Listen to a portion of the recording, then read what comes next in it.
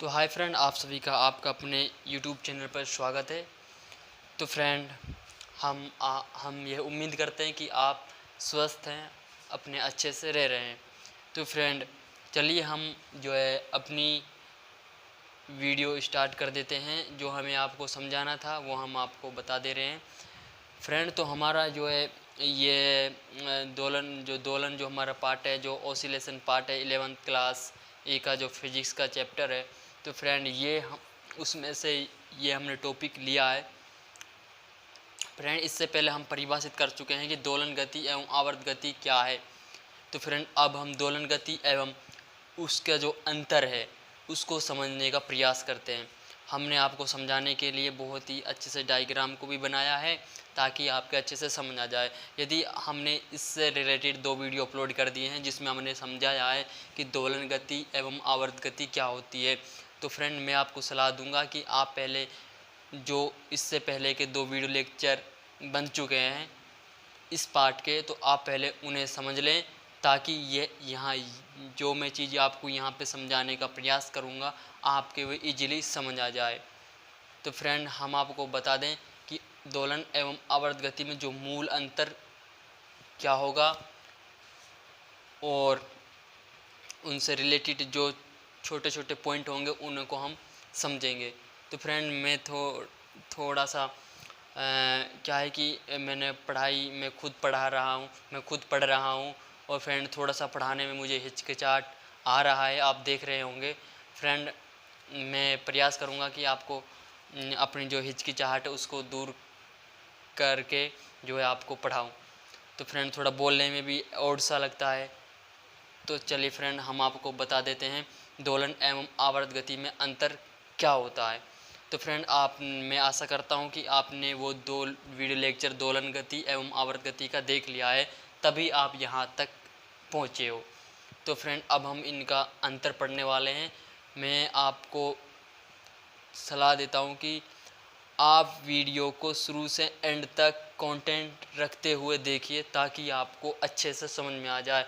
अगर आपने एक बार यहाँ पे समझ लिया तो आपको कॉपी खोलने की आवश्यकता नहीं होगी, आपको बार बार रट्टा मारने की आवश्यकता नहीं होगी। आप जिस प्रकार से मैं पढ़ा रहा हूँ आप मेरे शब्दों को अपने माइंड में बिठा लें ताकि आप जैसे लेसन शुरू करें तो आपके इजीली दिमाग में आ जाए कि मैंने यह पढ़ लिया है। तो फ्रेंड देखिए, सभी जो होते हैं सबका पढ़ाने का तरीका अलग अलग होता है, लेकिन मकसद एक ही होता है उनका, कि मकसद ये होता है कि इस टॉपिक को समझाना। पढ़ाते अलग अलग तरीके से हैं, कोई किस प्रकार से पढ़ाता है, कोई किस प्रकार से पढ़ाता है, लेकिन समझाते वो मेन पॉइंट को ये कि ये क्या है। मतलब आप मेरे कहने का मतलब समझ रहे होंगे कि पढ़ाते एक ही चीज़ को लेकिन अपना अपना तरीका होता है। तो फ्रेंड, हमने जो वीडियो लेक्चर अपलोड कर दिए उनको आप देख लीजिए बारी बारी से। तो फ्रेंड, चलिए अब हम इस वीडियो को स्टार्ट कर देते हैं। इस वीडियो को क्या, अपने इस टॉपिक को, सॉरी मेरे से मिस्टेक हो गई है। चलिए, तो दोलन एवं आवर्त गति में अंतर। अब दोलन एवं आवर्त गति में अंतर यदि आप हिंदी मीडियम से बिलोंग करते हैं तो आपको ईजिली समझ में आ चुका होगा।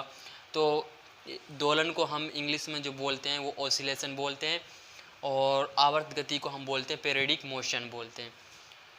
तो friend, oscillation and periodic motion में जो डिफरेंट है हम वो समझने वाले हैं। तो फ्रेंड, होता क्या है कि दोलन गति होती क्या है। दोलन गति को मैं आपको थोड़ा सा रिवाइज करवा दूं ताकि आपको और अच्छे से समझ में आ जाए, ताकि जो इस वीडियो को नए विद्यार्थी देख रहे हैं उनको शायद ये मालूम नहीं कि इसके 2 वीडियो लेक्चर हो चुके हैं, तो वो चाहते हैं कि इसको अभी इसी वीडियो में परिभाषित कर दी जाए। तो फ्रेंड, मैं आपको शॉर्टकट में ये आवर्त गति एवं दोलन गति की परिभाषा बताऊंगा क्योंकि मैं इनको इससे पहले के वीडियो लेक्चर में परिभाषित कर चुका हूं। तो दोलन गति क्या होती है। दोलन गति वो होती है यदि कोई गतिशील वस्तु किसी निश्चित बिंदु के चारों ओर इस प्रकार गति करे कि निश्चित समय अंतराल में। तो फ्रेंड, समझने का प्रयास कीजिए। यदि कोई गतिशील वस्तु किसी निश्चित समय अंतराल में किसी निश्चित बिंदु के इधर उधर गति करे तो वह जो वस्तु जो गति कर रही है वह दोलन गति कहलाती है। अब ये आप धैर्य रखिए, एग्जाम्पल आपके सामने है, बहुत ही अच्छे से समझ में आने वाला है और पढ़ाई में मज़ा आने वाला है। तो आवर्त गति क्या होती है? आवर्त गति वो होती है जिसमें जो गतिशील वस्तु है किसी निश्चित समय अंतराल में बार बार अपने उसी पथ को दोहराती है। बात समझने का प्रयास कीजिए। इसमें सिर्फ डिफरेंट जो इसका मूल अंतर है वो हम आपको बता दे रहे हैं। इसका जो मूल अंतर वो एक निश्चित बिंदु, अपने परिभाषा से डिफरेंट वो समझने का प्रयास क्या होगा कि इसमें इस दोलन गति और आवर्त गति में जो मूल अंतर है वो क्या है? वो इसका जो निश्चित बिंदु है, इसमें निश्चित बिंदु होता है, इसमें निश्चित बिंदु नहीं होता है। अब ये आप धैर्य रखिए, सब कुछ समझ में आने वाला है। तो चलिए हम एक एग्जाम्पल के द्वारा इसे समझते हैं।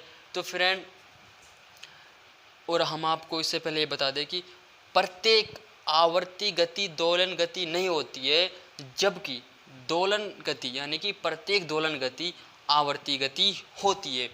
फ्रेंड, वो कैसे होती है अब हम समझते हैं एग्जाम्पल को, आप देखिए। तो फ्रेंड, हमारे पास क्या है, हमने ये एक पेंडुलम लिया है जिसमें हमने इस प्रकार से इसको जो है डायग्राम परिभाषित किया है। डायग्राम में क्या होता है, ये कोई वस्तु है, ये वाली ये वस्तु है और ये इसकी क्या है, ये इसकी माध्य अवस्था है यानी कि साम्य अवस्था है। ये साम्य अवस्था किसको कहते हैं? साम्य अवस्था इसको कहते हैं।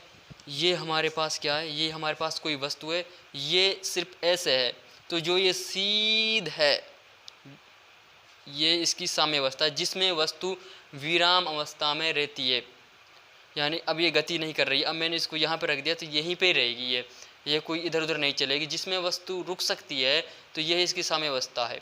जो ये अवस्था है ये इसकी साम्य अवस्था है। और साम्य अवस्था का जो ये बिंदु होता है, साम्य अवस्था का जो ये बिंदु है, अब ये बिंदु क्या है कि ये सिर्फ इसी सीध में रुका रहेगा। तो ये जो बिंदु है ये इस प्रकार से मैंने लटकाया हुआ है, आप इसको ऐसा समझ सकते हैं, ये कोई इस प्रकार का है, ये कोई गतिशील वस्तु है जो यहीं पे रुकी हुई है। तो फ्रेंड, जो ये बिंदु है, जिस बिंदु पे रुकी हुई है, तो यह निश्चित बिंदु कहलाता है। मैं आशा करता हूँ आपको ये अच्छे से समझ में आ चुका होगा। अब यदि देखिए, अब यदि मैं इसको इस तरफ कर दूँ, मैं इसको इस निश्चित बिंदु से बी बिंदु तक इसको मैं विस्थापित कर देता हूँ, तो आप देखिए ये इधर उधर गति करती है। इसका मतलब क्या हुआ कि यह जो ये वस्तु थी यह इस बिंदु के इधर उधर गति कर रही है। इस बिंदु को मैंने आपको परिभाषा में दोलन गति की परिभाषा में समझाया है और अभी भी समझाया है कि दोलन गति क्या होती है। ये निश्चित बिंदु है, ये निश्चित बिंदु है, तो ये निश्चित बिंदु के इधर उधर गति कर रही है। आपने देख चुके होगा, ये देखिए ये इस निश्चित बिंदु के इधर उधर गति कर रही है। तो जो ये गति कर रही है ये वस्तु, यही तो दोलन गति है भाई। क्या है? यही तो दोलन गति है और यही इसका मूल अंतर है। और जो ये स्थितियाँ ना ए और बी, ये इस वस्तु की चरम अवस्था कहलाती है। और चरम अवस्था क्यों कहलाती है, हम अगले वीडियो में भी परिभाषित कर चुके हैं क्यों कहलाती है। क्योंकि यह वस्तु ए और बी से अधिक विस्थापित नहीं होती है, ये सिर्फ ए से बी तक, बी से ए तक, ए से बी तक चलती है। तो ये तो हो गई हमारी दोलन गति। अब आप देखिए अब इस पे आते हैं। और अब आप समझ चुके हैं कि दोलन गति एवं आवर्त गति, ये दोलन गति भी है और आवर्त गति भी है, जो कि हम परिभाषित कर सकें कि प्रत्येक दोलन गति आवर्ती गति होती है। तो चलिए फ्रेंड, अब हम इस पे आ जाते हैं। ये ओनली केवल आवर्त गति है। अब इसको देखिए आवर्त गति, क्योंकि आवर्त गति की परिभाषा हम क्या परिभाषित कर चुके हैं कि कोई गतिशील वस्तु किसी निश्चित समय अंतराल में बार बार अपने पथ को दोहराती है, बार बार अपने पथ को दोहराती है। आपने देखा होगा कि यह वस्तु बार बार अपने पथ को दोहराती है। जिसको मैंने यहाँ तक विस्थापित किया तो ये बार बार इसी रास्ते पे आती जाती है। तो ऐसे ही इसमें है कि बार बार वस्तुएं, ये हमारे पास कोई वस्तु है, ए वस्तु है, जिसको हम इस प्रकार गति करते हैं कि यह बार बार अपने पथ को दोहरा रही है। अब हम आपको प्रैक्टिकल कर दिखाएं तो हम ऐसा कह सकते हैं कि ये कोई वस्तु है, इसको हम इस प्रकार, ये कोई वस्तु है, इसको हम इस प्रकार से गति कराएं। इसको तो आप कैसे भी गति करा लो, ये से कैसे भी गति करा लो, तो तो ये इसके चारों ओर ही गति करती रहेगी। ये मैं आपको प्रैक्टिकल दिखाऊँ तो इस प्रकार से ये इस प्रकार की जो ये गति हो रही है, ये आवर्ती गति हो रही है। इसमें क्या हो रहा है, क्योंकि गतिशील वस्तु जो ये है, ये निश्चित समय अंतराल में बार बार अपने पथ को दोहराती रहती है। तो फ्रेंड अब इसका काम तो हो गया हो। तो फ्रेंड अब हम देखते हैं कि ये जो गति है ये आवर्ती गति है, न कि दोलन गति। आपने देखो दोलन गति में ये निश्चित बिंदु था जिसके इधर उधर गति कर दी। इसमें तो निश्चित बिंदु दिख ही नहीं रहा हमें, कहाँ पे है निश्चित बिंदु, इसमें तो निश्चित बिंदु है ही नहीं। तो जिसमें निश्चित बिंदु, आप यह अपने माइंड में बिठा लीजिए कि जिसमें निश्चित बिंदु है वो दोलन गति है, और जिसमें निश्चित बिंदु नहीं है वो दोलन गति नहीं है। और प्रत्येक दोलन गति आवर्ती गति होती है और प्रत्येक आवर्ती गति दोलन गति नहीं हो सकती है। यही इसमें मूल अंतर है। आप बहुत अच्छे से आपको प्रैक्टिकल करके समझाया है फ्रेंड, यही इसका अंतर था और उदाहरण हम इसके पढ़ चुके हैं। अगले वीडियो लेक्चर में हमारा इस पे मेन फोकस था कि अंतर को समझाना। तो फ्रेंड आई होप कि आपको यह वीडियो लेक्चर पसंद आया होगा। तो फ्रेंड हम आपको जो भी पढ़ाएंगे बहुत अच्छे से पढ़ाएंगे, सबको प्रैक्टिकल करके आपको इस प्रकार से पढ़ाएंगे कि आपका कोई डाउट नहीं रहेगा। यदि आपका फिर भी कोई डाउट है तो आप हमें कमेंट पे पूछ सकते हैं। तो फ्रेंड इस वीडियो में इतना ही है।